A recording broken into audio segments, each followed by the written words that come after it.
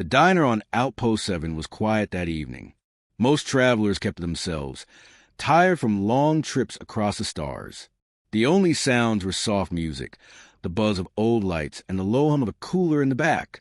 Mira, the human waitress, moved between tables with a calm smile. She liked slow nights. They felt safe and simple. But everything changed when the door opened with a sharp hiss. A group of tall, scaled figures walked inside.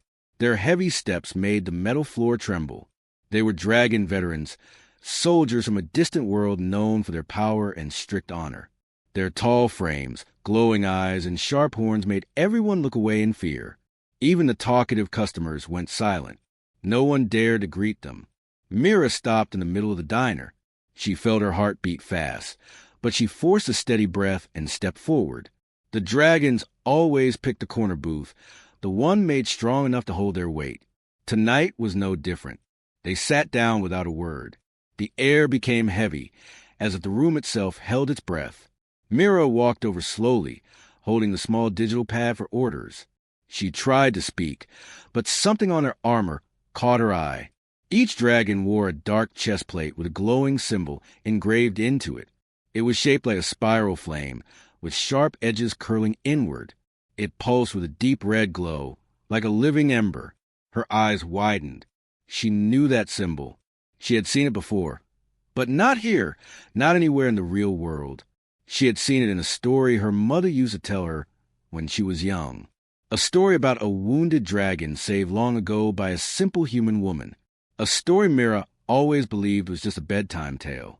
She stared without meaning to. One of the dragons lifted his head. His voice was low and rough as stone. "Human, are you planning to take our order or simply keep staring?" Mira blinked and stepped back. "I'm sorry. It's just your mark. I've seen it before." All 4 dragons froze. The leader, a tall veteran with silver horns, leaned closer. "Impossible," he said. "This mark is known only to our warriors. No human has seen it." Mira felt a strange mix of fear and courage rise in her chest. She looked down for a moment, then back at them. "I know what I saw. My mother showed it to me when I was little. She said she met someone with that same symbol." The diner became even quieter, if that was possible. Chairs creaked as customers leaned away, afraid to be near this strange conversation. The dragons stared at Mira with unreadable expressions. Their glowing eyes narrowed. "Describe it," one of them said. Mira pointed slowly at the pulsing emblem. "A flame spiral with sharp edges turning inward," she said. She drew it on a piece of paper and said it belonged to someone important, someone she helped. The dragons exchanged looks.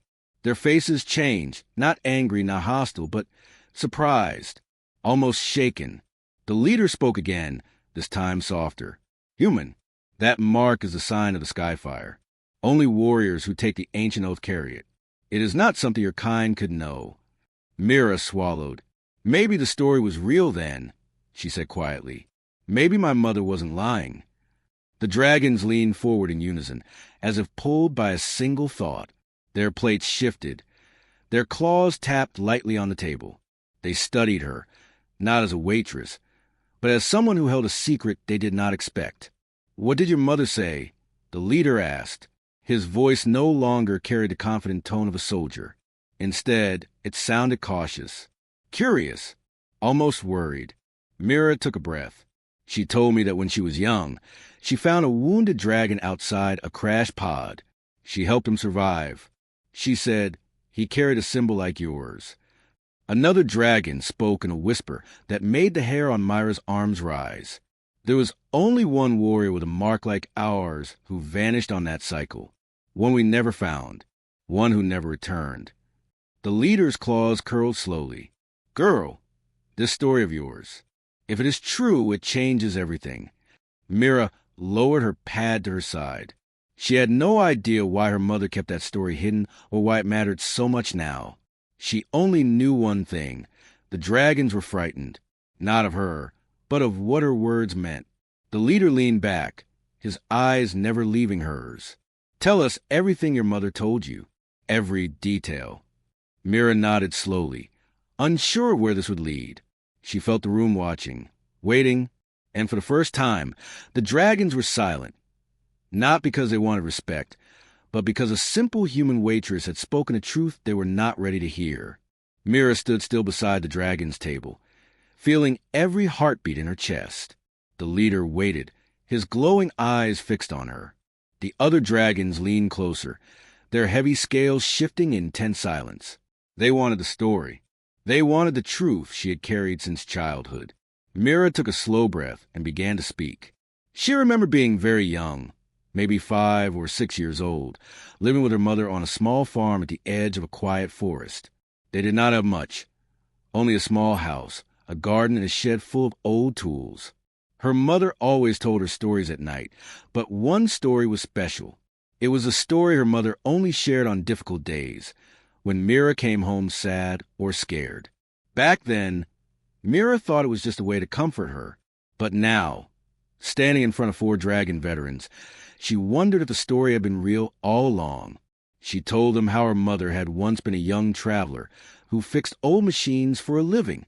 One night, years before Mira was born, her mother heard a crash in the forest behind their home. She thought it was just falling debris from the sky, nothing unusual on their world. But when she went to check, she found a broken pod glowing soft red in the dark. Smoke curled from its side. Inside it lay a dragon soldier. Mira remembered how her mother described him, large but badly hurt. Scales cracked, wings torn, armor scorched. He was losing consciousness. He could barely breathe. She was terrified, but she didn't run. She did what she always did when something was broken. She tried to fix it. Mira told the dragons how her mother dragged the weakened soldier out of the burning pod and brought him to the shed. She treated him with simple tools, bandages, and old medicines. It took days. She hid him from everyone, even though helping a foreign warrior could get her in trouble. Her mother always said the dragon never spoke, not the first day, not the second. He only watched her with tired, glowing eyes. Mira remembered sitting on her mother's lap as she told the story. She could still hear her mother's soft voice. He wasn't scary, her mother had said. He was lonely, and he trusted me. Mira told the dragons how her mother cared for him in secret. She brought him food and water, and even though he couldn't move much, he tried to help her fix his armor. He taught her how some parts worked. In return, she taught him human ways. Simple things like warm tea, small jokes, and quiet music from an old player. And one night, when his strength had finally returned, he spoke. Mira repeated his words clearly. My name is Vale. I owe you my life. At the name, the dragons at the table stiffened. One of them sucked in a sharp breath. Mira didn't notice. She was lost in the memory. Her mother told her that Vale showed her a glowing mark on his chest armor, a spiral flame design, just like the ones the veterans wore now. He explained that only elite warriors of his clan carried it. It meant loyalty, sacrifice, and honor. He told her that if he ever returned home, he would speak of her kindness. But he never returned. Myra's voice softened as she spoke. She remembered the sadness in her mother's eyes each time she told this part. Vale had left the farm at dawn after fixing his pod enough to fly. He thanked her one last time. He placed his claw gently on her shoulder, something no dragon would normally do to a human. Then he flew into the sky and vanished.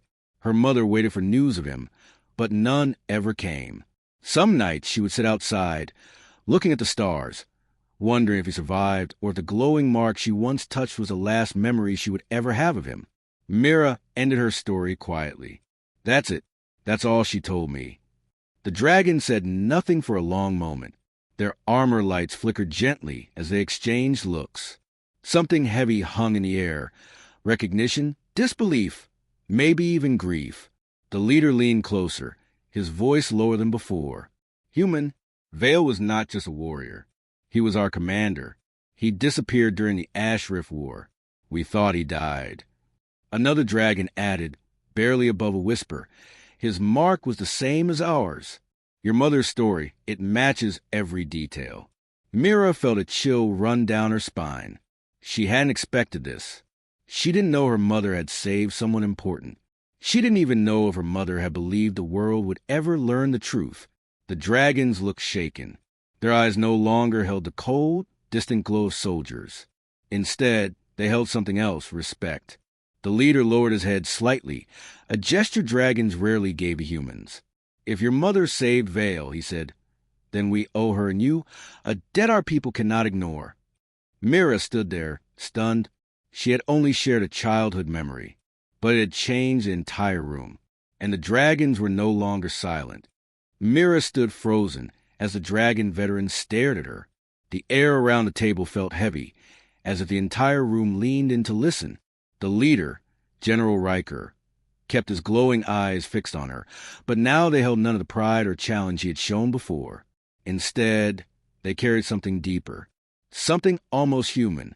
He asked her quietly, "Your mother, what was her name?" Mira swallowed. Lyra Hale. At that name, another dragon exhaled sharply, as if struck by a memory. A third lowered his head, murmuring something in his own language. Mira did not understand the words, but she understood the feeling. They knew the name. They knew the story. They had heard it before.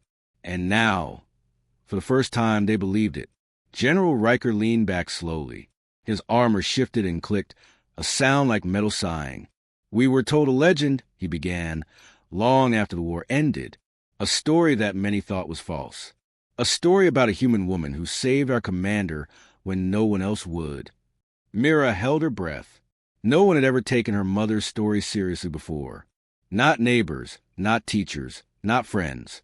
Everyone had smiled politely and said it was a sweet tale, but never true. Now, for dragons, veterans, elite warriors, were acting as if her mother had saved a hero from history. Riker continued in a calm, low voice. Commander Vale was missing for weeks. Search teams found only wreckage. No body. No answers. He paused. Some believed he fled the war. Others believed he was captured. A fourth dragon, older than the rest, spoke softly. But then a healer from a distant colony reported something strange.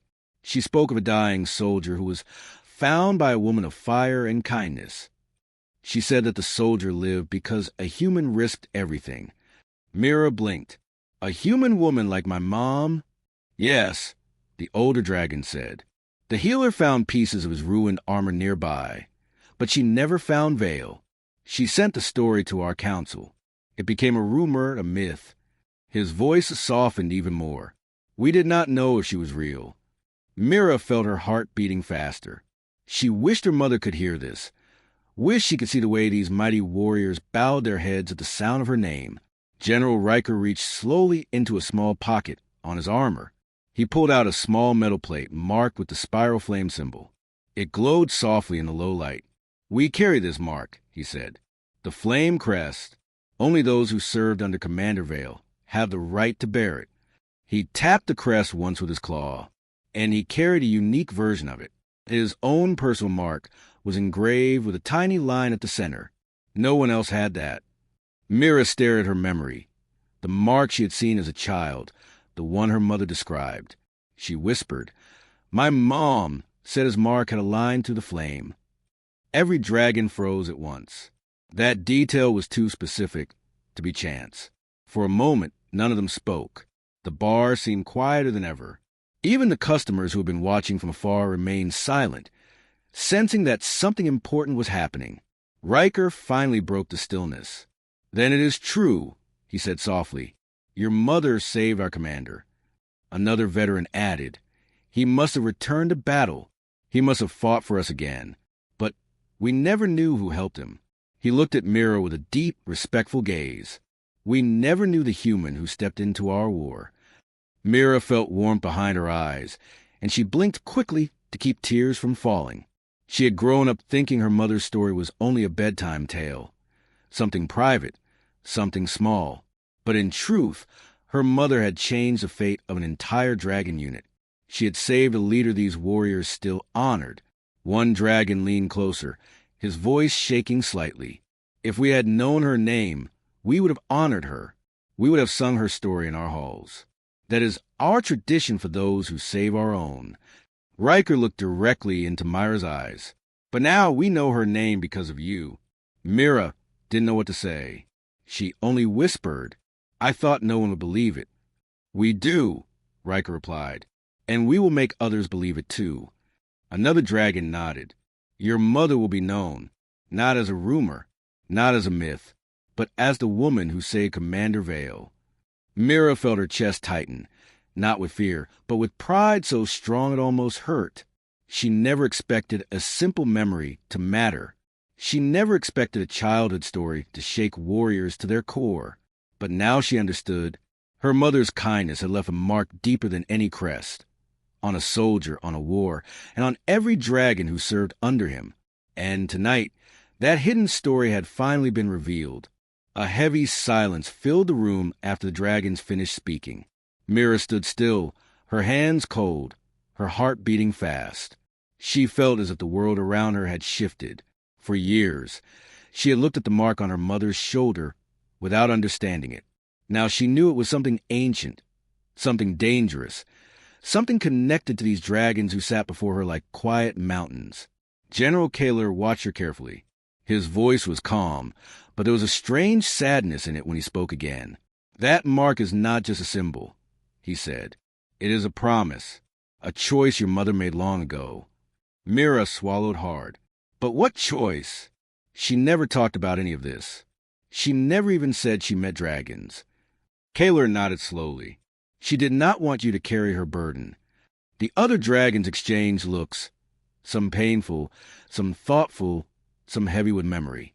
It was clear they all knew her mother, and they respected her. That alone made Myra's heart twist. Eldra shifted in her seat, her wings rustling softly. Your mother was brave, she said, braver than she ever admitted. Mira took a shaky breath. Tell me everything. Please. Kaler leaned forward, resting his elbows on his knees. His eyes glowed faintly with an old fire. Many years ago, when she was young, your mother saved one of our own, a dragon child, lost, wounded, separated from the clan. She found him by chance and hid him from hunters who wished to kill him. Myra's eyes widened. My mother? She never told me that. Because it changed her life, Kaler continued. After she saved the child, she gained our trust. We welcomed her. She learned our ways. She learned our secrets. And in time, she was given the mark of guardianship. Mira looked down at her hands as she imagined her mother younger, standing among dragons, protecting a child. It sounded impossible. Yet everything about the dragons' faces told her it was true. What does the mark actually do? She asked. This time it was Vair, the quietest of the dragons, who answered. His deep voice filled the room like thunder rolling across a valley. It is a mark protection, he said. Those who carry it can enter our territory without fear. It also means the dragons are bound to defend them. But he paused and his jaw tightened. It also means danger will follow them, because enemies of dragons hunt those who carry it. Mira felt the air leave her lungs. Enemies? What kind of enemies? Kaler's expression darkened. Hunters. Ancient clans. People who want our power. They believe those with the mark know our secrets. Myra's heart sank even deeper. So my mother was in danger because of this mark? Kaler nodded. She chose that danger. She chose to keep the dragon child safe. She accepted the mark knowing what it meant. Mira closed her eyes for a moment. She remembered her mother always checking the windows before sleeping, always locking the doors twice, always staying away from crowded places after sunset. Mira had thought it was just habit, or fear of the city, but now she understood. She was protecting me, Mira whispered. Yes, Kaler said softly. Always. The dragon sat quietly as she processed everything. It felt like the truth was a heavy, warm blanket wrapped around her, comforting, but suffocating at the same time. After a moment, she looked up again. So, why react when you saw my mother's tattoo? Why go silent? Why look shocked? Eldra leaned forward, her eyes gentle. Because we thought the last guardian died many years ago. We believed none of the marked ones survived the final conflict. Mira stared at her. Final conflict? Kaler sighed deeply. The war between dragons and the hunters. It ended in fire and loss. Many of us disappeared afterward. Many of our human allies vanished too. Your mother, we thought she was gone. Mira felt tears sting her eyes. She wasn't gone. She just lived a quiet life. A normal life. She never said anything. She wanted peace for you. Vair said.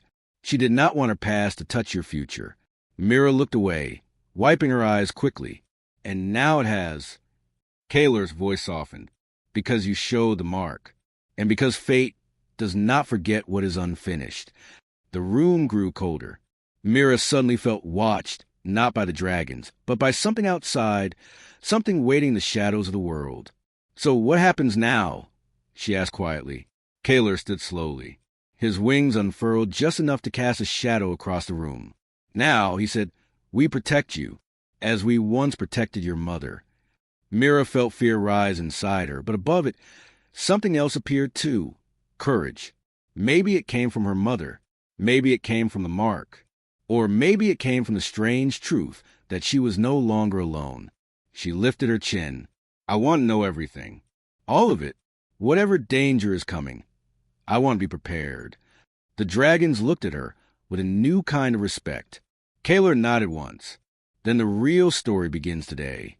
Mira felt her heart beat strong in her chest. A new life was starting, and she was no longer just a waitress. She was the daughter of a guardian. Night fell outside the small restaurant, but inside, the air felt warm with quiet tension. Mira stood among the dragons, her thoughts spinning. She had always believed she was just a normal person, a waitress trying to pay rent, care for customers, and live a simple life. But tonight, everything had changed. Now she understood that her mother's past was tied to an ancient battle, and her own life was connected to creatures most people thought were myths. Kaler watched her carefully. His huge wings were folded, but there was a strength in him that filled the room like heat from a fire. You must decide, he said. Do you want to continue your mother's path? Or do you wish to stay out of our world? Mira took a slow breath. Her legs felt weak, but her heart felt strangely strong. I don't know what I can do, she admitted. I'm just human. Vair's deep rumbling voice echoed gently. Your mother was human too, yet she changed the fate of a dragon child. Never think humans are weak. Eldra nodded in agreement. Strength does not always come from claws or fire. Sometimes it comes from courage. Mira looked at them, surprised by the warmth in their words. These dragons, who could fly, breathe fire, and tear through steel, were telling her that a human could stand beside them. It did something to her heart. It made her feel seen. Still, she whispered, but what if I make a mistake? What if I lead danger here? Kaler stepped closer. Then we will face it with you. This time, you will not face anything alone. Mira felt something inside her shift, a quiet spark, gentle but real. She remembered her mother's tired eyes, the night she sat by Myra's bed when she was sick, the way she always kept the curtains closed at sunset. Her mother had carried this burden alone.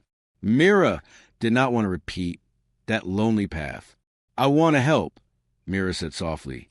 I want to protect what my mother protected. The dragons shared a glance, surprise, respect, something like pride. Kaler bowed his head slightly. Then we will teach you.